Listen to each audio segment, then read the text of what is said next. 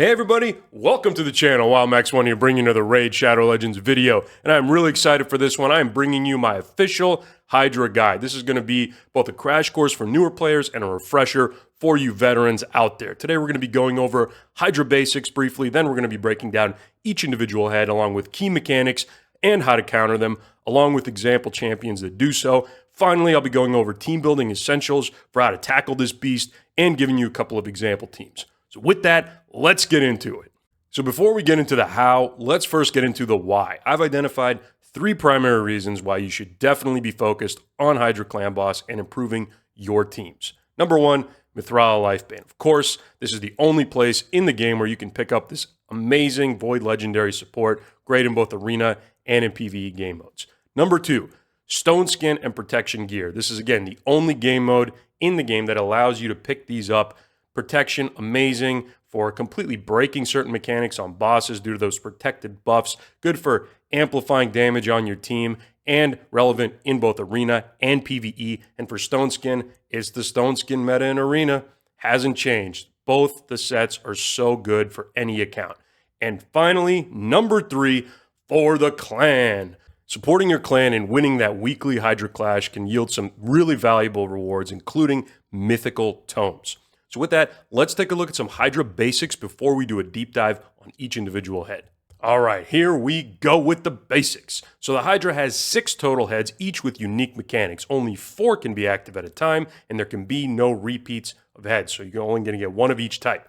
Bringing a head's HP down to 0 results in it becoming decapitated. At that point, it's taking 200% more damage, and it has absolutely no abilities or attacks that it is able to use. At that point, the Hydra also has a fixed HP pool, so once either the fixed HP pool is burned through by your damage dealers or the Hydra takes 2 turns, a new random head not currently present on the battlefield will respawn in its place. Now, each week, the rotation of Hydra heads and affinities is all going to be changing, so depending on the week, a composition that you have might be more effective or not, depending on what's out in the beginning and what affinities the different Hydra heads have. At the beginning of the fight, a Mark of the Hydra debuff, Irresistible, is going to be placed on your highest crit damage champion. Only 1 of these can be active at a time. Every time a Hydra head takes a turn, that counter is going to go down by 1. Once it reaches 0, the next Hydra head to take a turn is going to devour that champion that has the debuff on it. Once a champion is devoured, the Hydra head receives a green HP bar on top of its red HP. In order for you to break out that champion, you're going to have to DPS or damage your way through that green HP bar. If you succeed, your champion's going to be spat out, and this mechanic just continues throughout the entire Hydra encounter, with champions getting devoured and then broken out. If, however, you fail and the counter reaches 0, your champion is then gone for the rest of the fight, cannot be revived. So nothing too complicated so far. Heads are out, DPS them down, decapitate them, do your damage. Make sure your champions don't get devoured, get that high score, win Clash. The complexity in this fight, however, and the challenge comes when you get into all the individual mechanics of the different heads. Once you get those all out together, it can very quickly get really complicated and result in a failed run. So in order to not have that happen, what we're going to do is we're going to go through each individual head, starting with the head of Suffering. So when it comes to all the specific mechanics of each individual head, I know a lot of earlier game players have some trouble remembering them all, and even veterans can forget. So I'm going to offer kind of like a nickname or a little memory trick that you can use for each individual head.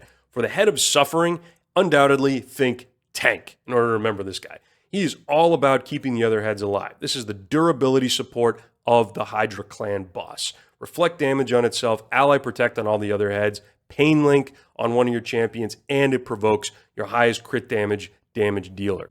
Additionally, the mere presence of the Head of Suffering on the battlefield means all other heads are going to be getting 50 extra resistance and taking 30% less AoE damage. Most heads only have 10% for that, but for the Head of Suffering, it is 30. So if you ever noticed yourself doing less AoE damage when this head is out, that is not by accident. When you decapitate this head, your team will receive a shield for 30% of their max HP. So decapitation effects are obviously going to be something you should be watching out for in Hydra, especially if it's a close run. So in this case, if you find your healers are struggling to keep your team alive, or you just took a lot of damage from the Head of Wrath or something like that, then your next head to take down might be the Head of Suffering. That might benefit your team the most because in that moment, those 2 turns of 30% max HP shield might give your healers just a few more turns to help get your team HP back up so you can continue your run. Now, by far the most troublesome mechanic on the Head of Suffering is that reflect damage. If this goes out at the wrong time, your damage dealers can just quickly kill themselves and result in either a failed run or you losing a chance at your top overall score. Now, the other really troublesome mechanic, which I sometimes forget about as well, is the Pain Link extra turn. That extra turn at the wrong time, if this head devours one of your champions, you're later into a run, your devour counter is lower, it's taking extra turns. That's just that much less time that you're going to have to actually try to break your champion out of the devour, and it could result in a failed run. Definitely something to be watching out for. All right, now let's talk about how to counter this head. Obviously, with the placement of reflect damage, it is crucial to have block buffs up for this head at all times to make sure that your damage dealers are not taking themselves out when they are attacking it. Additionally, block debuffs is helpful for keeping Provoke and Pain Link off your team. The weaken that it places, unfortunately, is irresistible. If this head, for some reason, does have reflect damage that does go up, having a way to remove or strip that buff is extremely helpful. And finally, if you do have champions on your team that get provoked or have Pain Link put on them, a cleanse is always helpful. And now looking at some example champions that bring exactly those counters to a team composition. Ugo, Wallmaster Thorion, and Authortrix Lamassu all bring block buffs on an AoE, which is extremely helpful for making sure that reflect damage never goes up, never threatens your team. Aniri and Mikage are great for lowering the buff duration in case they do go up, and Mad Hatter actually has a sneaky good A1, 2-hitter, 50% shot each to remove a buff or steal a buff from the enemy head. All good examples depending on what you need on your team. So with the Head of Suffering, the word was tank. With the Head of Torment, the word is undoubtedly fear. Here, the mechanics all center around fear and true fear. So the passive on the Head of Torment, whenever an attacker hits the Head of Torment and is outside of a perfect veil, a true fear debuff will be placed on that champion. This is a really quick way to derail a run because it's one of the most disruptive debuffs in the entire game, causing you to not only miss your turn, but put that skill on cooldown as well.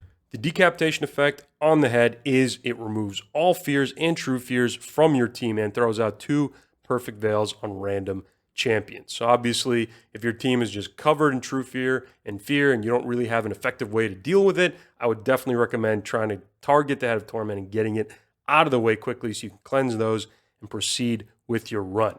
Now, the big thing that I want to call out with this head, which a lot of people tend to forget, is the amount of damage that it can actually do. So it puts out extra hits on champions on your team that are under fear effects. However, it also deals extra damage against champions under debuffs. So that means if the Head of Blight were to go out and poison your team, or if you had some provokes or some other things, that damage can really quickly stack up, and this sucker can do a really good Head of Wrath impression and actually do a really big hit, which could potentially wipe your run. So that's something you definitely need to look out for. Now, aside from being one of the most annoying heads to deal with in terms of disruption, this is also the only head in Hydra that has one of the hardest hard counters in the entire game in just one epic champ, and that is Inquisitor Shamael. Not only does Inquisitor Shamael completely stop your team from getting any kind of fear effects, but he also ramps the turn meter of your number 1 champ, your first champ in your composition. So it actually is beneficial and changes the way that you play with the Head of Torment out when you have an Inquisitor Shamael on your team. In that case, it's almost beneficial to keep it alive as long as possible so you keep getting fears and keep getting those turn meter boosts on your number 1 slot champ. Now, the other 2 ways to deal with the head are to bring perfect veils to make sure you never get the true fear placed on your team in the first place, or to cleanse. However, if you do rely on cleanses, you are likely to run out just because your team's going to continually hit the Head of Torment and cleanse is going to go on cooldown.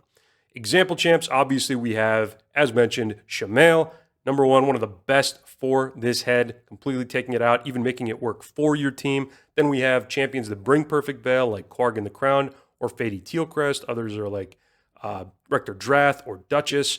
And then we have another unique one here, Chalco the Blind. So Chalco is immune to most forms of crowd control in the game. If a source attempts to put a crowd control on Chalco, he will counterattack using his hardest hitting ability.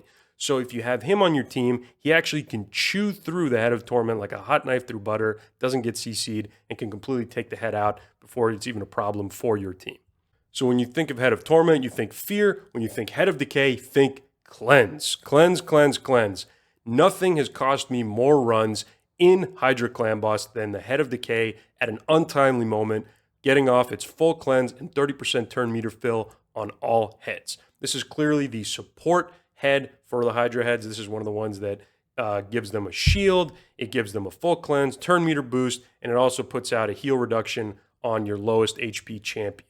The passive on the Head of Decay destroys the max HP of your champions each time they receive a heal, up to 25%, and the decapitation effect is a massive 30% max HP heal for your team and restores the destroyed HP. So again, just like with the Head of Suffering, if you find yourself in a moment where you need to decide which head to kill next, if your team is in dire need of heal, the decapitation effect of the Head of Decay is going to keep your run alive. Now, it is also worth noting that Life Barrier is not actually just a shield. If you fail to break through the Life Barrier, then the head that it is cast on actually fully heals upon expiration. So that is something to consider. But again, the big priority is still absolutely that full cleanse and 30% turn meter boost. So obviously an extremely problematic head. Luckily there is an answer, and that is Provoke. This is the only Hydra head in the entire encounter that you can provoke, preventing it from cleansing, turn meter boosting, or from casting Life Barrier. When choosing champions with Provoke, I obviously recommend that you go with a champion with a 100% chance of provoking, like Frenzy, Jizzo, Harima, Krisk. But I did include in this case Build of Thorn, who does have a relatively high chance to do so, and on a double hitter, and he has a chance to hit through bad affinity matchups. So affinity matchups can definitely be problematic, and if you're not ready to control the Head of Decay, then you can very quickly find yourself losing control of a run and potentially even losing the run. Next up, down the Hydra line, is the Head of Blight. So while the Head of Decay is all about heals and cleanses, the Head of Blight is all about poison. Specifically, if you're going to remember anything, remember Poison Cloud. If this head successfully places that buff on a Hydra head or itself, that means that head will take only weak hits. So attacks will not be able to place debuffs and no critical hits. That could be very problematic, specifically if one of your champions is being devoured by that head and it has the Poison Cloud buff. Probably after the Head of Decay, my second most problematic head in all the Hydra runs that I've ever done. So this head places poisons on your team, places leech on your team, and then attempts to detonate the poisons on the champions under leech. Its passive, ironically, has to do with HP burn in that it receives double damage from HP burn debuffs. Its decapitation effect is that it deals additional damage to all heads under HP burn. So clearly there is an answer to this head using HP burn. However, Poison Cloud is still one of the most dangerous buffs in Hydra and needs to be respected and dealt with properly. So the first and most effective counter to the Head of Blight is through the application of block buffs. Making sure it never gets Poison Cloud up in the first place is definitely the best way to go. If, however, you have HP burn on your team, then you can still make sure that you can DPS through Poison Cloud if there's HP burn up on any head that has the Poison Cloud debuff. Now, another possibility is if you happen to have champions in Affinity Breaker. Affinity Breaker has a 50% shot of preventing a weak hit, which means that you can technically have a coin flip chance of doing damage or applying debuffs through the Affinity Breaker set. However, it's not something very reliable, and it's not something that I would use as a specific counter. It's more just a nice bonus if you happen to have a champion in Affinity Breaker. So example champions that really help counter the Head of Blight are, again, anybody that brings block buffs to a fight. Ugo, Wallmaster Athorion, Thoratrix Lamassu, all great. And if you want to bring HP burn to your team just as a failsafe or as an extra source of damage, champions like Skrank and Tila Gormane can definitely benefit as well. Next head up, we've got the Head of Mischief. Now, whereas the Head of Blight was all about poison and Poison Cloud, when you think of the Head of Mischief, think Thief. This head is all about stealing buffs from your champion with the most buffs, along with turn meter, and then spreading all those buffs to the other heads. Now, the big problematic part about this head is its passive. It has a 75% chance to redirect an attack on it to one of the other heads randomly. The only way to avoid this is to have it under Hex. Its decapitation effect is that it decreases the turn meter of all heads by 100% when you take it out. So this is actually something you can use to your advantage. This is one of the squishiest heads in Hydra Clan Boss, provided you have a hex on it and you have a way that you can easily target it. This head it's very effective to let the other Hydra heads get up to close to 100% turn meter, then kill the head of Mischief, and then have all of them just go back down to 0. Great way to control the fight in your favor. 4 effective counters for the head of Mischief. Once again, block buffs coming in, showing its value. If the head cannot steal buffs because it's got block buffs up, it can't spread any either. Hex, once again, allows you to target the head of Mischief, so anybody that brings block buffs and Hex, all going to be really useful. And of course, you can also create a Mischief tank.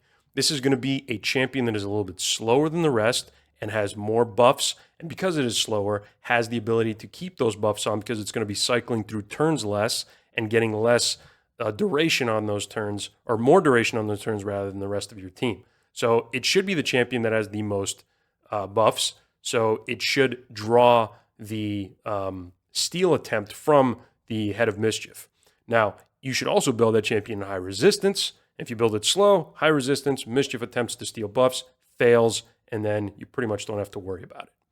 Now, example champions, once again, Ugo, Athorion, both great for block buffs. Michinaki actually is one of the best champions at countering the head of Mischief. Not only does Michinaki apply decreased defense, but he applies Hex as well, and he strips all buffs from the Hydra heads. So in one ability, he pretty much completely takes out what the head of Mischief brings to the table. Really great champion. Mithril also great, applies Hex, applies Cleanses, really helpful. And Fady Tealcrest as well. Strips and applies block buffs. All great champions. Pick the one that you need the most. And finally, we've reached the last head of the bunch, the Head of Wrath. So whereas the Head of Mischief was the thief, this is the brawn. This is the muscle of the Hydra lineup. When you think of that head, look at that head and think of a giant spiked club coming straight for your team. This head is all about doing damage, putting increased attack on itself, making itself tankier by putting decreased attack on your team, provoking your team into attacking it because it has a passive where if you hit it up to 15 times, at the 15th time, it is going to put a vengeance buff on itself. It is going to put a reflect damage and block debuffs on itself. Vengeance makes this head do 300% more damage. One AoE from a vengeance buffed up and increased attack buffed up Head of Wrath can very quickly end a run in one shot. Very devastating head.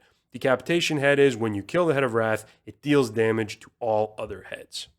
Looking at the counters, we see a familiar face there, the face of block buffs. Once again, if the Head of Wrath cannot place increased attack or vengeance or reflect damage or block debuffs upon itself, then it becomes far less of a threat. So absolutely a priority to bring block buffs if you're keeping track of all the ways to counter Hydra so far. Block debuffs, again, helpful for your team for not getting provoked or for having decreased attack put on you. Having somebody that can strip or remove buffs is very helpful, and having some champions that can help increase durability of your team with things like Strengthen or Ally Protect also help against the Head of Wrath if it does get a hit off. So example champions again, Ugo, Wallmaster Athorion for that block buffs, Madame Saris, nice for the strip that she offers to take any potential buffs that this head gets on itself off. Fady Tealcrest for the same reason. And I included Krisk on there, just an example of a champion that can kind of help protect and keep your team alive. Obviously brings the Ally Protect and is a very tanky champion in his own right. All right, so now we've seen all the individual heads, all the additional mechanics that each of them brings. So now we can really discern what the most important buffs are when building a team for Hydra. So here I put together a list according to priority elements based on what I believe you absolutely need to bring to succeed in Hydra, what's really helpful, and then what is optional.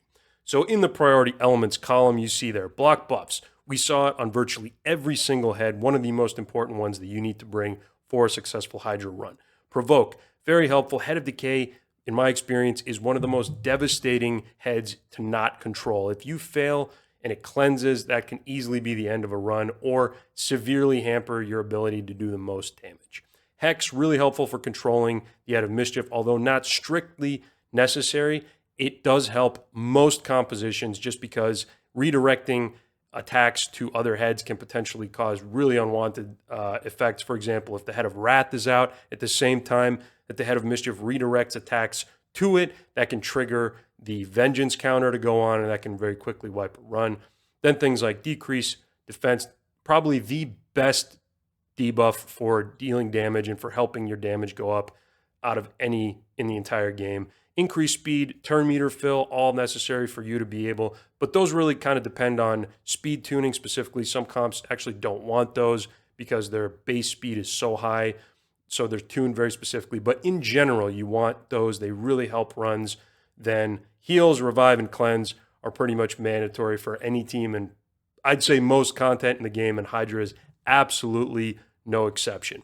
When it comes to the good elements, again, weaken, one of the other really good damage increasing debuffs in the game. Decrease speed, depends on speed tuning, but for the most part, really helpful when you want to make sure that the Hydra's not taking way more turns than your team if your team is a little slower.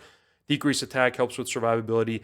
Perfect Veil. The only reason that I didn't put Perfect Veil as a priority element, because it is the best way to deal with, the best buff to deal with the Head of Torment, is simply because of Inquisitor Shamail. He can be slotted on virtually any team and just absolutely use the Head of Torment's passive to your team's advantage. So not strictly necessary there.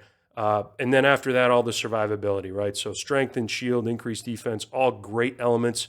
Optional. HP burn, if you have block buffs up and you know that you're not going to need to worry about things like Poison Cloud, then HP burn, it's going to bring a little bit of damage, but it's not strictly necessary. Things like leech, decrease accuracy, these are all more optional elements that if you happen to bring as a secondary benefit, will definitely help your run, but they won't make or break it. So now, keeping those team building essentials in mind, I've come up with a couple of example teams that I want to show you now that feature those priority elements. So this team here is far more accessible. Obviously, only one legendary, and that's the one that you earn from this game mode, Mithrala. So you have Deacon there as a speed lead, turn meter fill, bringing decreased defense and leech. You have Drat there as the reviver, healer, bringing perfect veil as well to be able to counter Head of Torment. Frenzy's there to provoke, making sure Head of Decay cannot cleanse. Also bringing HP burn and an additional source of increased defense for survivability. Ugo there, one of the goats of Hydra there with block buffs, decreased defense, cleanse, and heal, and a conditional revive if things go really wrong. And then Mithrala, obviously, there with a ton of survivability, an additional cleanse, Hex, and Whisper there as the primary damage dealer. I've used this team before to great effect, and it was one of my go-to teams for a long time, and then I upgraded once I got some more legendaries. Next up is a slightly more advanced team, again, featuring a lot of legendaries that you can actually earn. I've actually done a showcase on this very team where we got 500 million damage on Brutal for a viewer request. Thor, primary damage dealer there. Lamassu as the block buffs with decreased attack. Turn meter fill on Thor to ramp him up, keep him going. Elva there as pretty much a one support army of heal and revive. Lydia there to buff up all the damage along with increased speed. Bivold there for provoke and some survivability. Also built in a cursed set, so he's my person bringing Hex. And Marius there is a secondary damage dealer and there to decrease potential buff duration if anything were to go wrong with Lamassu's block buffs. If you want to see that team in action, I urge you to check out the video on my channel. And there you have it, everybody, the official Hydra guide for my channel. I hope this video has helped you understand a little bit more about Hydra or remember some things about Hydra you might have forgotten about. I wish you the best of luck in building your teams and getting those really high Hydra Clash scores. If you found this video helpful, please consider liking and subscribing. Please let me know down in the comments if there's any other guides that you'd be interested in or showcases or any other kind of content you'd like to see on the channel. Thank you for watching the video. Thank you for your time. Have a great day, and I will catch you in the next one.